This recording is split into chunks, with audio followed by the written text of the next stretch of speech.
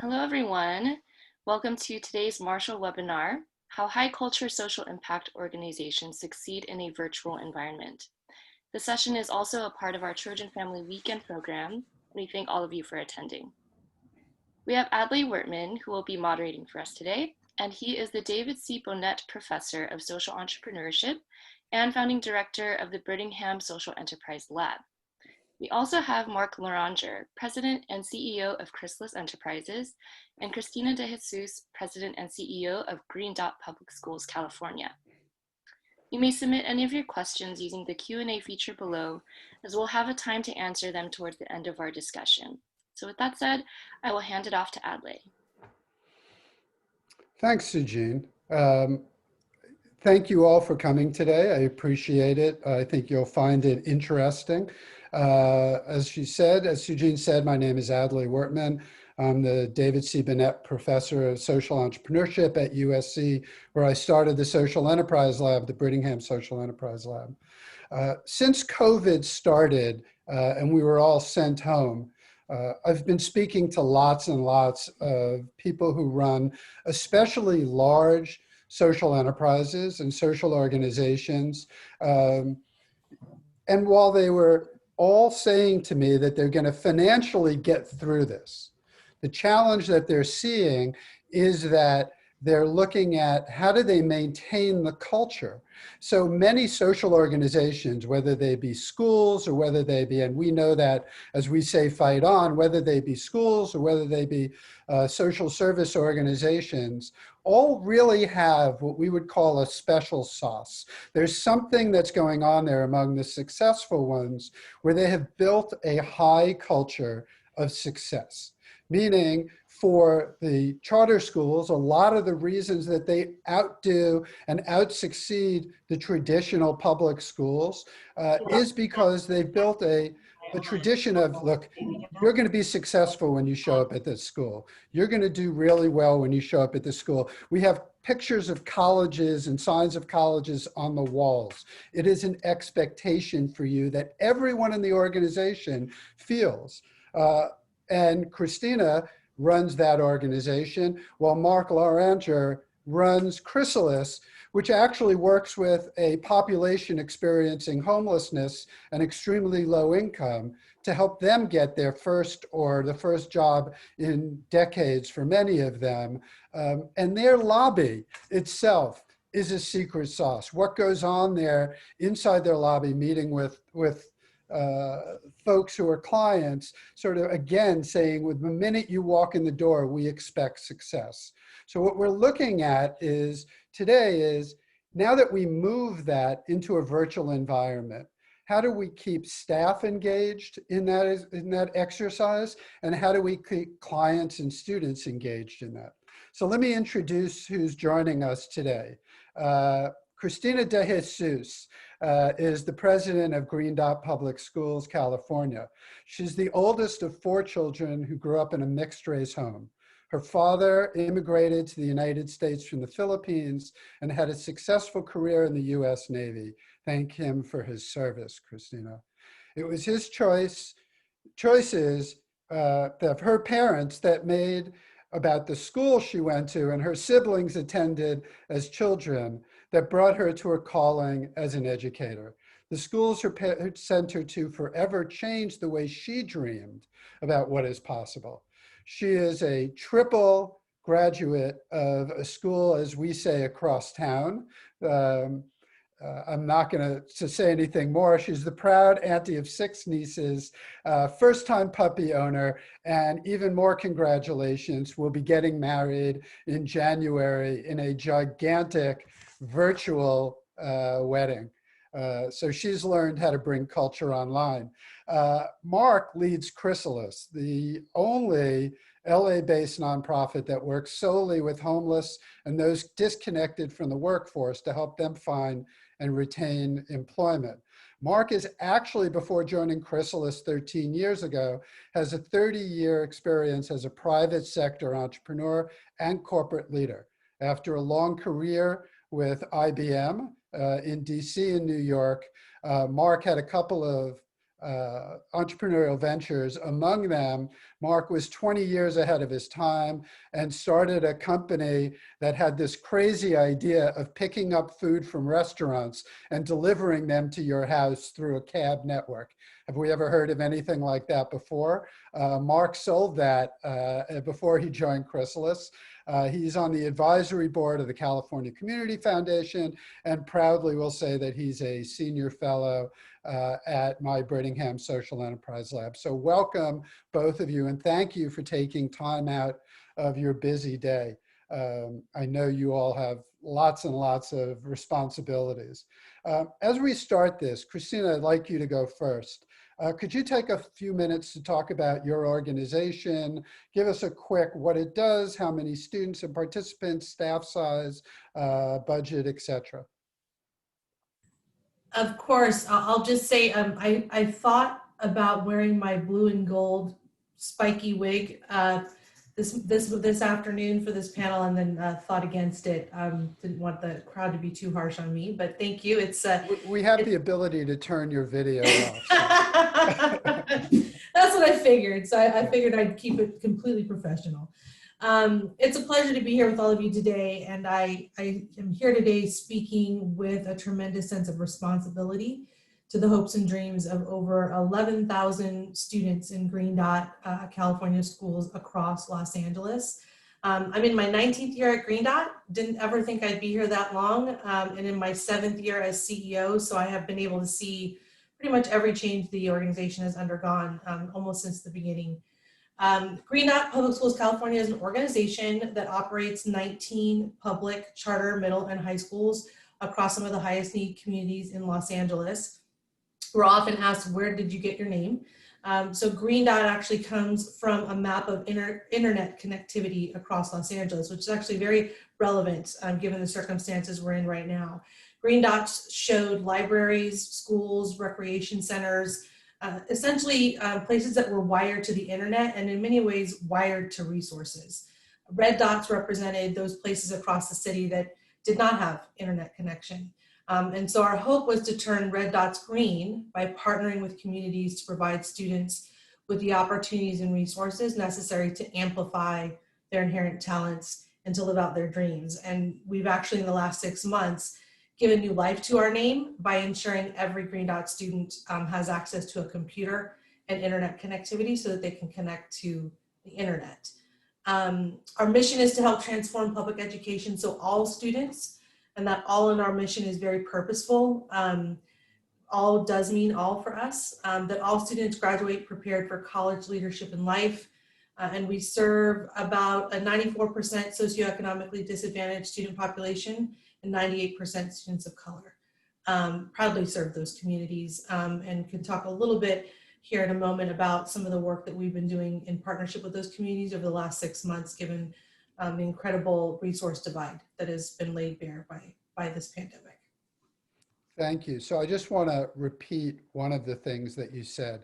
Many people around the country think of charter schools as a small little school that's in their neighborhood. We're talking about something very significantly different here. So if I have it right from what you said, 11,000 students in 19 schools across LA. And just for an idea, how many staff and what's the size of your budget? We have about 1,000 employees, 600 of those are teachers, about 600 give or take are teachers. Our annual budget is just over $165 million, all publicly funded dollars.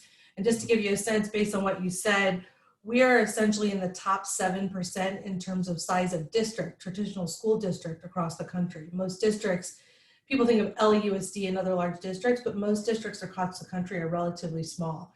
And so we're in the top 7% in terms of size. Amazing. So those of us who think that nonprofit leaders aren't running big things, $165 million budget is quite a responsibility. Thank you for that. Mark, could you tell us about Chrysalis in the same way, you know, and again, we're going to hear not about 50 clients, I'm going to guess. That is true, although we're not a $135 million agency, we're a $30 million agency, but we are trying to have an impact on folks, as you said in your intro, Adelaide, that are disconnected from the workforce, people that have experienced homelessness, had interactions with the criminal justice system, or otherwise been disconnected from the workforce. We're trying to help them get back on the path to self-sufficiency by finding and most importantly, retaining a job. It's our philosophy at Chrysalis that a job in our society, in our community, is one of the key ways out of poverty. And yet so many of the men and women that we serve, for a whole host of reasons, have been deprived of that opportunity or not been able to figure out how to make that happen for them. So that's what we're about. We've got 5 centers throughout Los Angeles County, or 4 in LA County, downtown LA near Skid Row, 1 in the Valley in Pacoima, in Santa Monica, South LA. And 2 years ago, we opened our first office outside of LA County in Anaheim, Orange County. And in each of those centers in pre-COVID times, we would see 400 to 500 clients a day. They're coming to us voluntarily because they've heard something about us. A friend referred them. Maybe they saw one of our social enterprise crews, which I'll touch on in a second. And they are ready, willing, and able to work, but they just aren't sure how to do it. They need a hand up, not a handout, as we talk about it. So we go through an intensive case management process with them, treating the 4,000 clients we see in a traditional year with the dignity and respect that each of them deserve, because each one of them presents to us with their own set of circumstances and challenges and barriers. And our staff's job is to help our clients overcome whatever that particular mix of barriers and challenges is, so they can get onto their goals, their career goals. For many of our clients, it's just a matter of working with them for a few weeks, a month or 2, to help them build their self-confidence, clean up their resume, perhaps help connect them with some resources to address some transportation needs that they have.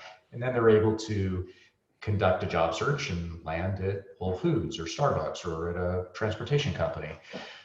But for a significant set of our clients, if you look at the list of barriers that they're facing, I mean, it's just go down the list. Everything is checked off the list.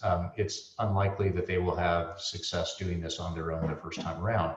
So we hire them ourselves into one of 3 employment social enterprises that we operate. The idea behind these businesses is that we're providing real life vocational skills training and development. But even more importantly, we're helping our clients understand what it's like to work, show up on time, work on a team, wear a uniform, respond to coaching and supervision, make mistakes and be able to recover from those mistakes, get a paycheck and know how to invest a paycheck appropriately. Yesterday, or rather tomorrow's payday, and I believe our payroll register has 555 clients on it. So that's 555 folks that, especially now, would probably not be working but for the businesses and the employment opportunities that we're providing. But these are real jobs. There are contracts with private organizations, other nonprofits, or some city agencies that if we're not doing it, the private sector is competing for those contracts. We just happen to be really good at doing that kind of work. And we make money at it. It's profitable, but since we're a nonprofit, it's called margin, and it goes to help defray the service side of our budget. We've got about 185 professional staff members that work with us permanently. I'm proud to say that about 50 of them are former clients that had worked in our businesses and had shown leadership potential, and we've promoted them up through the ranks, and they are now working primarily in our social enterprises as supervisors and team leads. So that's a little bit about what we're up to. Just a little. So then again, like we said with Christina, while people think that nonprofits may be small or nonprofits may be not complicated to run. So let me see if I have this right. You're seeing 550 or 500 clients per day. I don't know how many businesses see 500 customers per day. You have 550 people employed in your business that you're running. And 185 full-time employees of your organization and a $30 million budget. So other than that, what do you do? Just kidding. I get to have coffee and do Zoom meetings like this. Yeah, you're bored. You're bored most of the day, right? And don't even use the board word, because that also implies the 25 members of my board that are my bosses, which is just another bonus. All right. How many and maybe some of them are on this call, and I love you all. It's great. I know some of my board members are on this call, so I'm on my toes. So Mark, I know Chrysalis particularly well. We always used to talk about the lobby, right? The magic that happens in the lobby and how that impacts a client's success. Could you talk a little bit about that? Yeah, I know culture is kind of the thread through today's talk, and facilities are one of the first things that come to mind for me. Our facilities, they're very intentionally designed to create a space that is welcoming, that's warm, and that provides the clients that we work with an environment that is probably different from where they live or other service providers that they interact with. There's no visible security. There's no security walls that you have to be buzzed in or out of or that type of thing. And what goes on in that lobby every day is not only the services that we're providing, but the services and the interactions that happen between clients and the community that builds. We are not a cohort-based program where folks all come in at the same time and kind of go through it in a group, but the relationships that form in that lobby and the tips about life, about jobs, about housing, about how to deal with somebody in the neighborhood. All of that stuff is happening in the lobbies of our offices every day. And if anybody that's out there in the audience is in the real estate business, you know how expensive space is in LA, and a lobby takes up a lot of space. And it's just one of those things that we have to do because that is one of the distinctive elements of our facilities and of our program at its heart.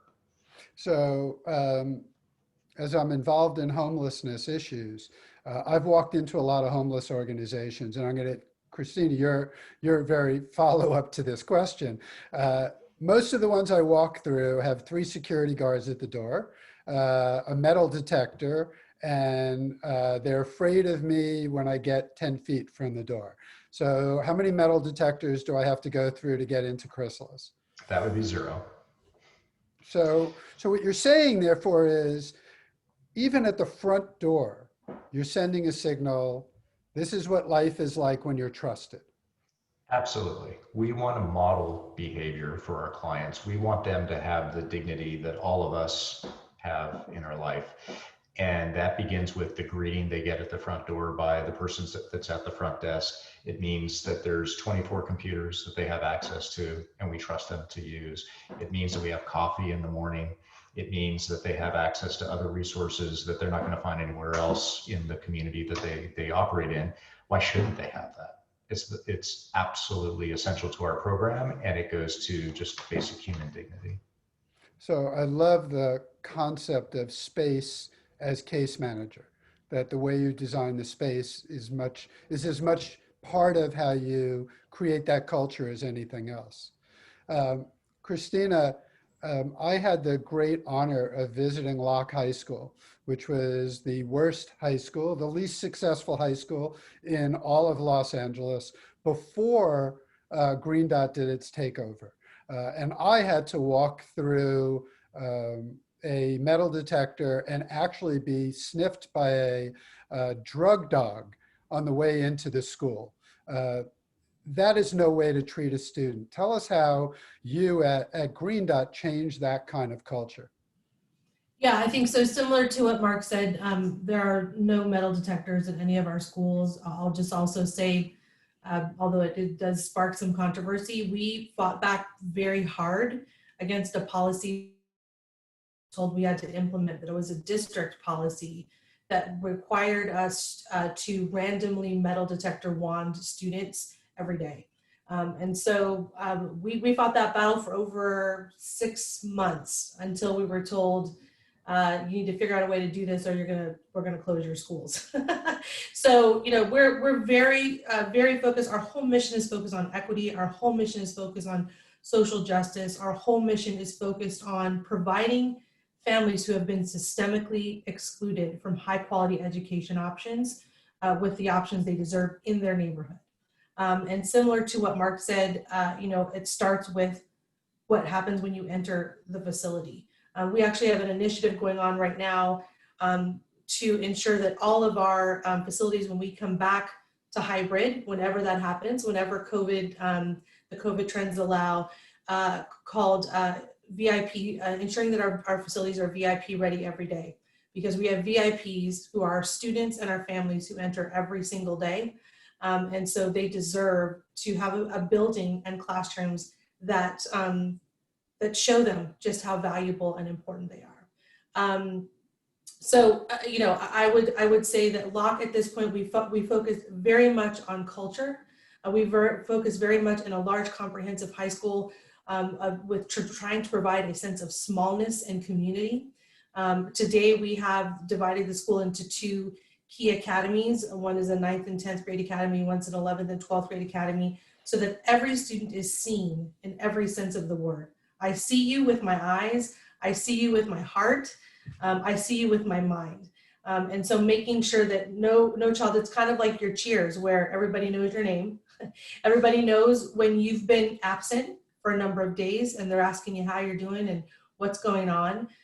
We have also brought in a whole team of mental health professionals. A lot of times, you know, what gets in the way of learning there are obstacles around mental health, around financial insecurity. We've seen food insecurity up front and center in our organization. And so in addition to educating students online, we've served almost 1 million meals to families and community members because that's what we needed to do. We needed to meet the moment with whatever families required. So, you know, one of our core values, two of our core values, one is respect for others in the community, and the other is that all stakeholders are critical in the education process.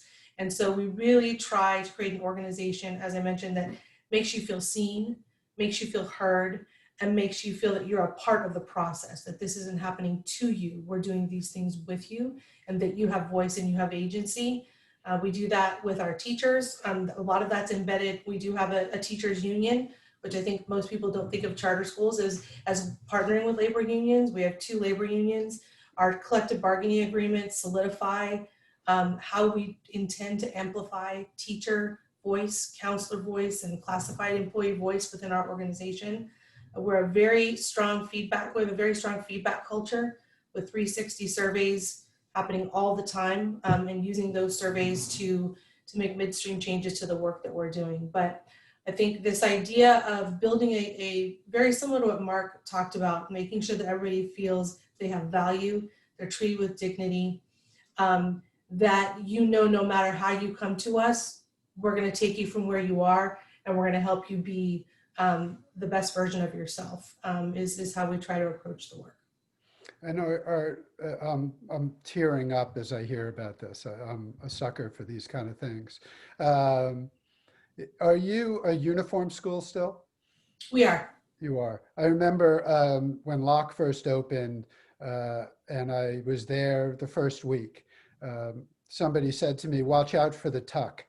And I was like, "What's the tuck?" And what the tuck was that as the students were waiting in line to come in and have the principal say hello to them by name, when they got towards the front of the line, they made sure to tuck in their uniform shirt because they knew they wouldn't be allowed in without it. You know, it's for a while, I was like, "What's the tuck?"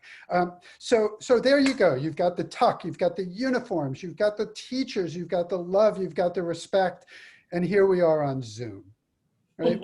How do you transfer something like that? And you're on Zoom with, and I'm going to say with, so, you know, as you mentioned, Title I students are 98% or 94%, 98%. So these are students who don't necessarily have a house where they have their own room, right? Or they don't have internet access or that's reliable, or they have 5 kids at home all sharing the same internet at different grades at different schools. How have you been able to deal with that and keep this beautiful culture together? Yeah, I mean, so it hasn't come without its challenges. And I will say, you know, perhaps the biggest challenge which you hit upon is what I mentioned earlier, in that the last 6 months have laid bare the persistent inequities and injustices that have plagued our country for centuries. And the pandemic has exposed for all of us to witness the digital divide, the economic divide, the opportunity divide, and the resource divide. And we have seen that front and center. And the reckoning with race that our country is grappling with right now is inextricably tied to all of those divides. And so, seeing and witnessing that every day, there's a tremendous weight of responsibility that all of us in our organization feel to deliver and to meet this moment with what is required to help students succeed. So for us, it started with what you just talked about. Kids have to be connected. And unless all can be connected, then we can't truly say we are serving all. And so we quickly put together all of our resources, started a fundraising campaign, and we bought, we're now at more than a 1-to-1 device, student to device ratio. So every student who needed a Chromebook got one. Today, we have over 80% of our students who have come to pick up a Chromebook, and we've deployed those to homes. We also know that internet is a problem, and so we also purchased MiFi's, portable Wi-Fi devices, for every student who needed one. So right now we're at a little over 20% of students who are using a Green Dot MiFi to connect to daily live lessons. In addition to that, there's been, so first of all, it was connectivity. You got to be connected. We know that you may not have the resources. I talked about meal service. You need to eat. We're going to provide it, and you can come by the school any day of the week and pick up food and bring it home for you and for the folks in your home and in your family. The next for us was thinking through, there's a lot of research that's come out since the spring that, no surprise, students living in low-income communities have gotten short shrift. They have less access to high-quality distance learning options. They have less access, far less access to live instruction via Zoom. So as we were working and partnering with our 2 unions, that data was front and center for us. And we once again said, our mission requires us to come up with a model that truly serves all kids and provides them with what kids at the school I taught at in Santa Monica for 7 years, we know are receiving the resources and the attention they're receiving. So we put together a schedule that has live daily lessons every day. Right now, we're at over 90% average daily attendance. That is live attendance across 11,000 kids because teachers take attendance in Zoom class. We know that 96% of our students are accessing their assignments on our platform, on our assignment platform. So, it all started with let's get you access and let's build a structure that helps you to be successful. In addition to that, we've kept some things that are important to our culture. So we have an advisory class, which is supposed to be your home base, a place where you can let your hair down, where we address social emotional challenges, where the teacher is connected with you and intimately knows what your needs are. So we maintain that advisory class in our schedule every day. Kids go to advisory the first part of the day in Zoom. We also have a period called academic outreach where teachers are programmed to reach out to students individually to check in on them. How are you doing? What do you need? I have seen you haven't been in class for the last 2 days. What's going on? What can we provide? We've quickly brought all of our mental health and counseling professionals online so that we're providing those as well during the off hours when live instruction is not happening. And I think that the other thing that we've really tried to do with families, social media has been a godsend in terms of how our schools are communicating with families and maintaining transparency. All the creative things, we had a principal dissecting a frog live on Instagram, anything they can do to engage families and students. And then I have started, as a leader, trying to figure out how do I maintain a sense of flow and keep everybody aligned. And so we started in the spring with 4 key priorities. Every week I send out an update on each of those priorities with data that says, here's the progress we've made, here's where we're hitting the mark, here's where we need to continue to work so that across all 19 schools, everybody's marching to the same drum. And I think, Mark hit on this earlier when he was talking about facility, but I think we know as a leader, you have to be intentional about culture. It doesn't just happen. And the minute you stop being intentional, the minute you stop paying attention, it can get away from you. And so, I've also, during these times when everybody is very anxious for very good reason, many times I've had to come in and remind folks, here's where we're headed, here are the supports we're providing, and we're doing this together. And you know what, this is hard work, but this is the best place to do hard work. And let's not forget it. Sorry, I'm going to get back to that issue of your teachers and team and how their reaction to this. I just think, I want to highlight for people, I love highlighting things here, as you can tell. You said that 90% of your students are online, 96% are doing their homework. How does that compare for your population, target population at LAUSD, the LA school district? What percentage of their students have made it online? Do you know? And they have not produced that data for the fall. I know there was an article that came out in LA Times in the spring. I don't want to misspeak, but I believe when they did provide a number for whatever attendance looked like in the spring of around 25% of low-income students in low-income communities were signing in or attending. So 75%. 25, sorry, go ahead. We're not, so 25% were signing in? Correct. Right, so 25. right, so we're talking about the possibility that I had read that up to 75% of low-income students at LAUSD never signed in for school once they got sent home. I mean, can you imagine that inequity? I mean, it hurts me to even think about. So a 90% number is what I would expect from Green Dot, but still amazing. So congratulations. Thank you. So Mark, you have a different population you serve of adults, and getting them online is not the same opportunity. They're not, for many of them, they're not sitting at home. They don't have the Chromebooks. How are you delivering services now to your client base? When all this went down in mid-March, I was just talking earlier about our facilities and how special they are, and we put such an emphasis on it. I've been at Chrysalis 13 years, and I've always thought of us as a place-based resource. People come to our centers as a community center almost, and now we can't do that. And I had some real sleepless nights about what we were going to be able to do in the short term. I just am so astounded by the creativity of my staff and their commitment to our mission that they figured it out. And since this 6-month or almost 7th month we're entering here, we're actively case managing 3,800 of our clients through phone, text, email, video, however we can connect with a client, we're meeting them where they're at. And for a lot of those clients, we are talking about jobs. Yes, that's primarily why they came to us. But what we're hearing from our clients at the moment is that's not what they want to talk about. That's not their problem at the moment. The problem at the moment is they're hungry.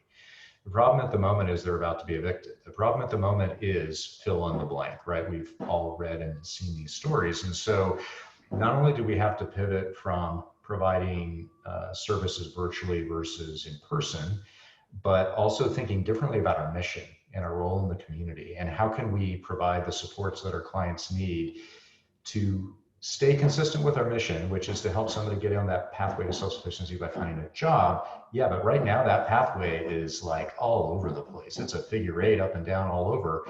If we need to keep folks on that pathway so eventually they are ready to pursue their career goals, and we got to figure out new ways of doing it. So we immediately changed our focus to providing a more comprehensive set of services to clients. We raised a bunch of money through a lot of really generous folks in the community that has allowed us to distribute almost $600,000 in cash supports or cash-like supports to clients to help pay rent, pay car payments, pay for cell phones, pay for laptops. Whatever we could do to keep them well and safe, we wanted to try to do it. That's not something we normally do. It's not normally a part of our budget, but we figured it out. My team figured it out, and we put a plan in place and made it happen. It's not perfect. It's not ideal. I go into the office a couple times a week to take care of things that I need to do in person, and it's just lonely. I mean, we have this beautiful, huge lobby and office, and there are 3 people there doing whatever they need to do, or clients coming in to pick up paychecks or something.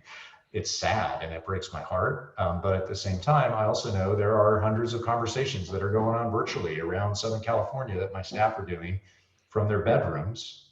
By the way, a whole other set of issues is how do we preserve this culture of our most important asset being our staff, many of whom are not particularly well paid, Our case managers make $45,000 a year, $50,000 a year. You know what their living situation is going to be in LA. They've got 3 roommates, and their roommates are doing the same thing, right? And so trying to manage broadband in the household and a workspace that they can do case management and hear really difficult stories all day long, the secondary trauma that that creates, it's definitely created a new set of challenges for us. But the reason you work at a place like Chrysalis or a place like Green Dot is because you're committed. You're committed to the community. You're committed to the mission, and you figure it out. You know, somebody else has it worse than I do, certainly, and that many of our staff do.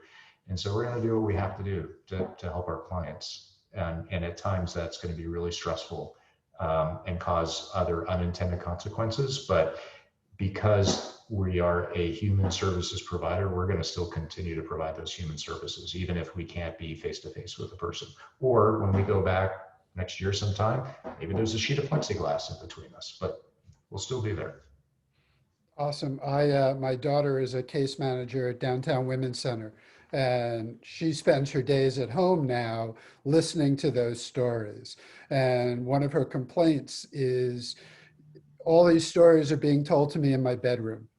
And when I come back to my bedroom to sleep, all those stories are still there. I don't get to try to leave them at the office. We have some questions. Laura is asking, she works for a legal services nonprofit. On the client side of things, she would like to figure out, and it was going to be my next question, so thank you, Laura. What are you doing with staff itself to keep them part of the culture? So I'll ask you again to follow up, Mark. Is there something you're doing for that staff? Is there something changed the way you work with them?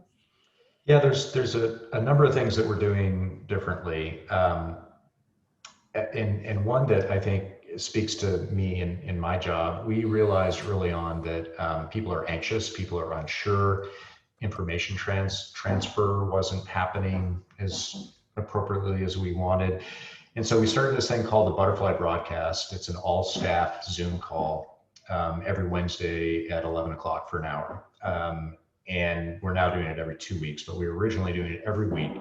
And we had never, as a leadership team, ever done anything like that. We'll have maybe a staff retreat a couple times a year, something like that, but not an all hands on deck call every day or every week. And I specifically talked really frankly about our financial position and the challenges as an organization that we face, and also highlighted some of the green shoots of things that were really cool going on in other parts of the organizations. And we were able to shine the spotlight on staff members, line staff members that are doing super creative stuff. It's now become just a ingrained part of our culture that we're never going to be able to take away and stop doing. It's been fantastic. But the level of transparency that my leadership team and I have been encouraged to show, and I'm proud to say I think we're getting the feedback that we have been incredibly transparent, has been good for the organization, good for us. It's made it much more possible for us to make rapid change and ask people to do things that maybe weren't in their job description they signed up for, but this is what we need you to do and here's why. People accept it. And so it's been transparency, communication in whatever media we use. We're a Microsoft Teams organization. We weren't before March, but we are now. And I live on it, as does most of my staff.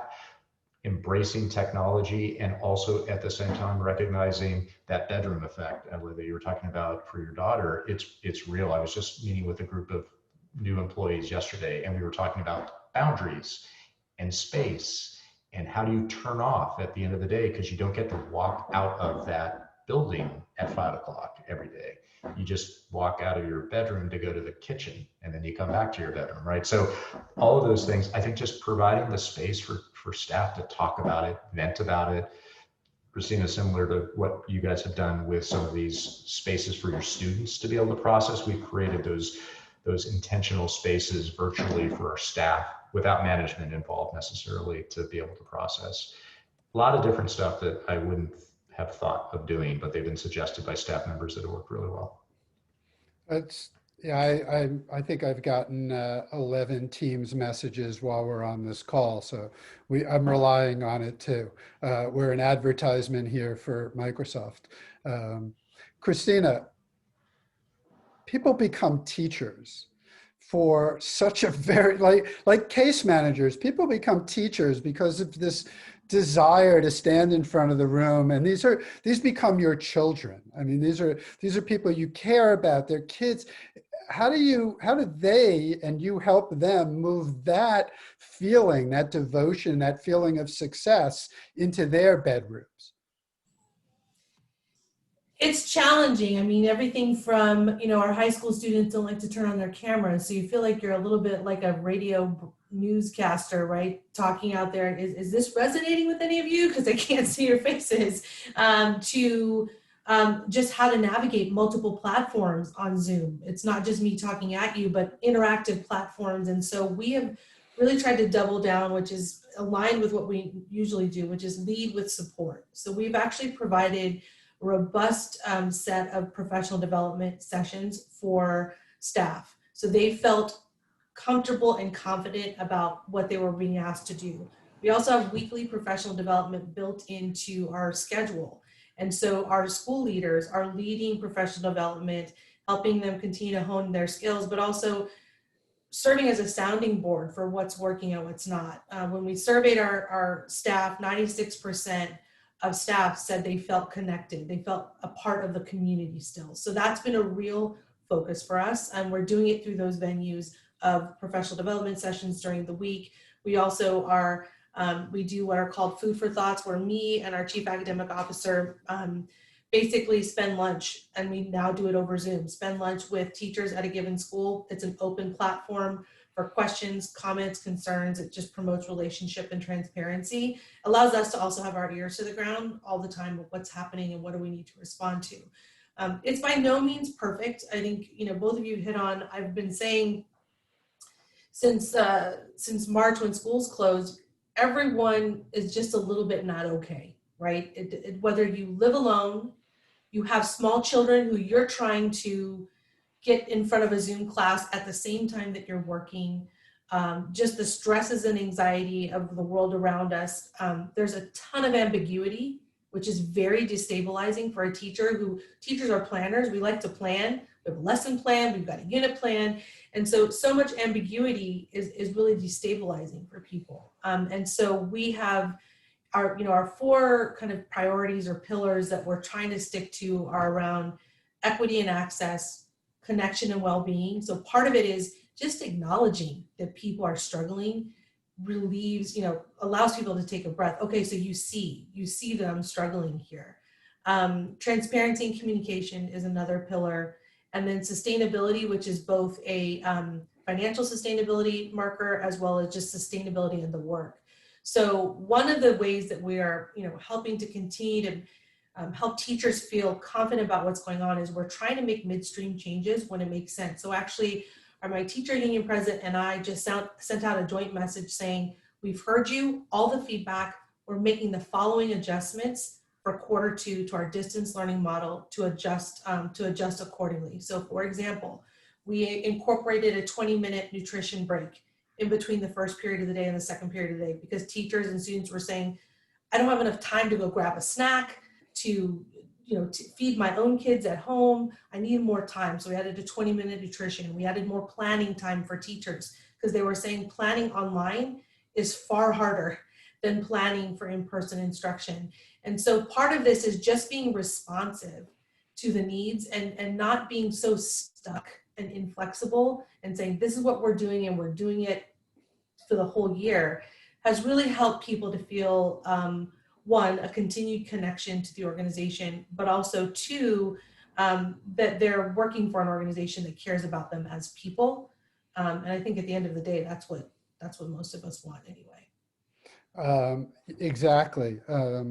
I can tell you as a teacher myself, I spent over 100 hours this summer redoing everything about every one of my classes, all my lesson plans, everything, because I needed to do something differently to make it as effective online, especially knowing that our students are all, and many of my students are adults, are all spending their days staring in front of a computer, and we can't really expect them to sit and watch somebody lecture for 2 hours. Those days are over.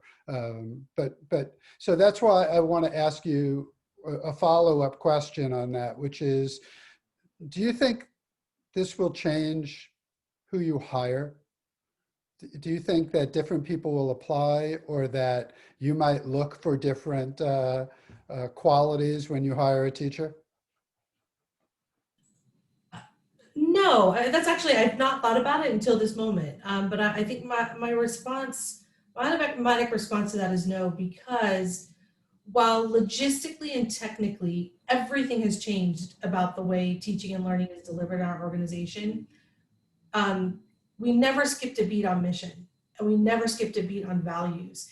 And so, yeah, these technical skills, we can teach you that.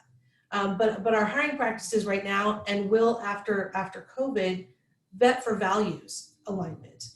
Because at the end of the day, that's what gets you through these tough times. And so no, I don't think it'll change the way we hire. It's going to change the way you don't go all the way to a 1.2 devices to every student ratio and not change the way instruction is delivered in a school building. So there will be changes. I don't see us completely stopping using some of these platforms. But I don't think that that's going to fundamentally change who we hire. We want people who are passionate about our mission and about our students, and believe in them, so that they can also believe in themselves. And that's not going to change. Yeah, I agree. And I do think, and we've been talking about this a lot, education will never be the same. Our dean said something in a meeting the other day. He thinks that education will change more in the next 3 years than it has in the last 30. And I agree. I like a lot of what I can offer now that I couldn't before, including having speakers like you in front of my students and only having to ask an hour of your time rather than half a day to come into class, though I miss seeing you in person. Mark, we have a question that I think is perfect for you. So part of the Chrysalis culture, as it is in most organizations, includes donors.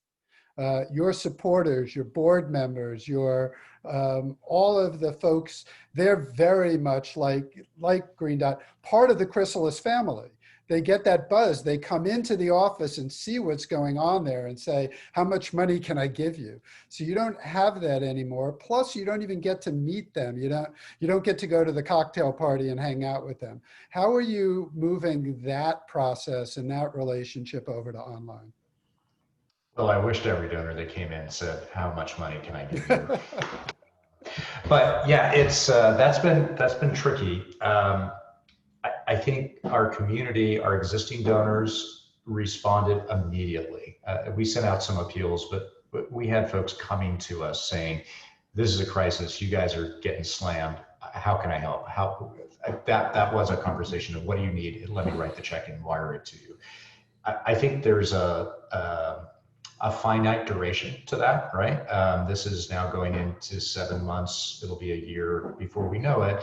So are those donors going to continue responding that way? We need to find new ways to engage them in a meaningful way, because we can't do in-person events. We've got a couple of big events we do every year. Can't do it that way. We did a virtual thing in the spring, and it worked out really well, but those are going to be played out. So we're, I think in November, we're launching our first virtual donor tour, where we're going to do an online Zoom type walkthrough of the office somehow. I'm not sure how we're exactly going to do that, but we're going to do it.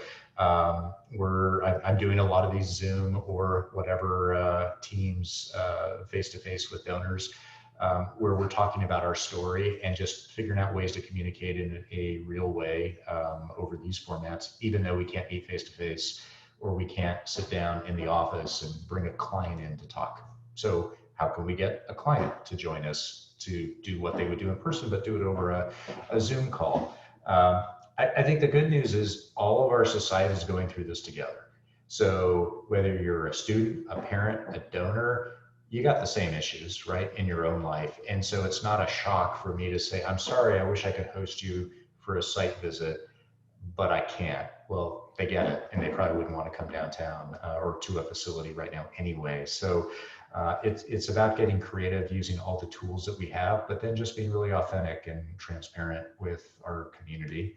And they want to help. So part of being a fundraiser is trying to figure out, how do I connect the dots between how somebody wants to help and what their capacity might be. In some cases, it's volunteering.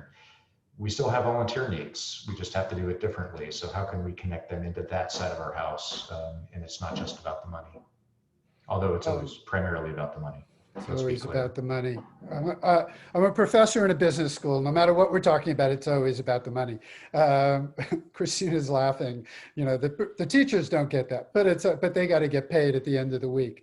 And Mark, that question actually came from a butterfly ball supporter. So Well, I hope that person continues to buy that table. Well, we have big plans for next spring, so stay tuned. If you're on our butterfly ball email list, you'll be hearing about something big we're trying to put together for next spring.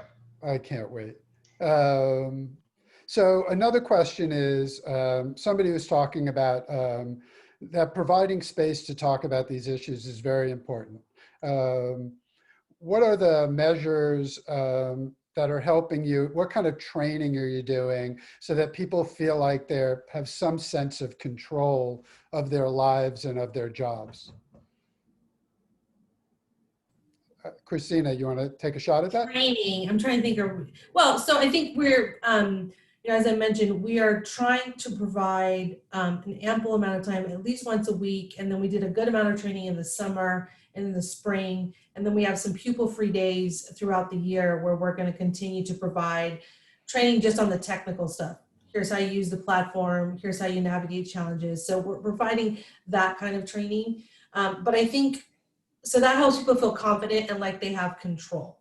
The other thing that we're trying to do, which is less about training, is just create a sense of stability in a very unstable world. And so part of that is, you know, we just announced we're going to stay in distance learning until December. And that just let people breathe. Like, thank goodness, I now know what the next 3 months look like. I think that's the right decision based on all the data I'm seeing, but it was definitely the right decision for the people who are working with us and who we have the privilege to serve, because everybody was kind of halfway in and halfway out, very anxious about the possibility of going back to school. And so really trying to create clarity, control what we can control, because there is so much out of control, has helped people. And I think, you know, this constant communication and transparency helps people feel like, okay, there aren't these side conversations that are happening that I don't know about. I know the latest and the greatest, and that gives me peace of mind to move forward. And then I think the other thing is just, you know, we've been really intentional throughout the whole organization with providing spaces for people to be people and to know when to take a moment and take a step back. The one thing that's happened over the last 6 months is all of us have been able to see each other's humanities through a computer screen. The number of cats and toddlers and that I've seen on camera reminds us that we are people as well as educators, and really allowing that humanity to inform how we treat our people and how we talk about how hard this is, I think helps people feel like, okay, I can go at it another day. It's not perfect, you know, as Mark said, it's not perfect. There are people, just on any given day, somebody could struggle. And, you know, I was talking to somebody yesterday who was saying, I'm trying to figure out, is it the personal stuff that I'm dealing with? Is it the work stuff? I can't separate them anymore. So I'm actually not sure what I'm mad about.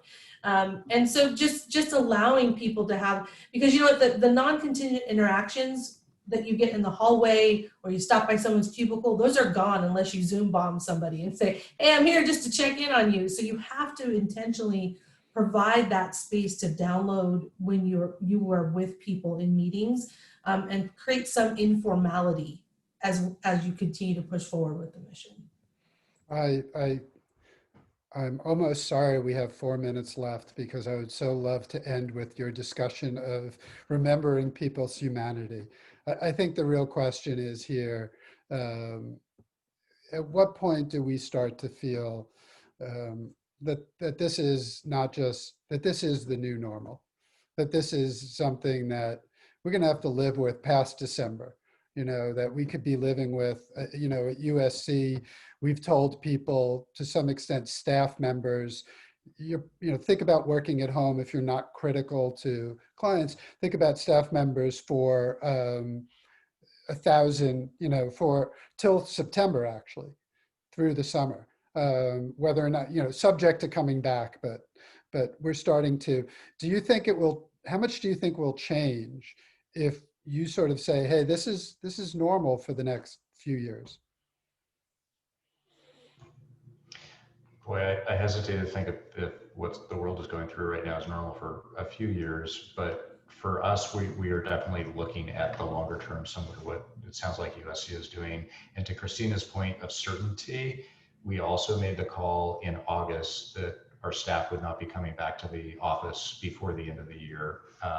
And we tried to make the best guess we could, but the staff needed that certainty. And I'm sure in December, we're going to make an announcement that pushes it out significantly further, maybe till the middle of the year. And when we do come back and there's a vaccine and people feel more comfortable congregating again, it is going to be different. Everything is going to be different. I think the good news out of all this for us anyway, is we've learned that we can do things I never would have thought possible before. And that's offered more effective and efficient services for some of our clients and a much better work environment for some of our staff. Why do we not want to preserve that? Why do we not want to figure out what's the best that we've learned through all this and preserve it? When we think about how we can have greater impact and serve more people, I don't necessarily need to spend $1 million on a new office someplace, right? Are there other ways we can partner to provide a satellite office and then virtually connect staff? We never would have thought that way before, but this is providing us the space to think about it. So I think that's a good thing. Yeah, there's a lot of tragedy and a lot of this just sucks. It's just not good. But I want to try to be glass half full on it as well. We're learning a lot that I think will make us a stronger and a more effective organization in the long haul. So I couldn't imagine two more consummate professionals being here to teach about this issue for all of people who've been watching. I feel privileged to know you both. I do, and I'm sure I speak for my students and everyone that anything we can do to help you, we want to do, because we need you to succeed. We absolutely do. 60,000 homeless people in LA, hundreds of thousands of students in LA who aren't getting educated. Thank you so much for what you both do. And I'm going to have to say to you, especially Christina, Mark's got his USC hat behind him. I'm just going to say to you, Christina, I have to say it, fight on. And you don't get to say go Bruins. I'm sorry. Thanks, everybody. Can I do an 8 clap? Go ahead. I'm just kidding. Okay, thanks, everybody. We'll talk to you. Thanks again. Have a good one. Thank you so much.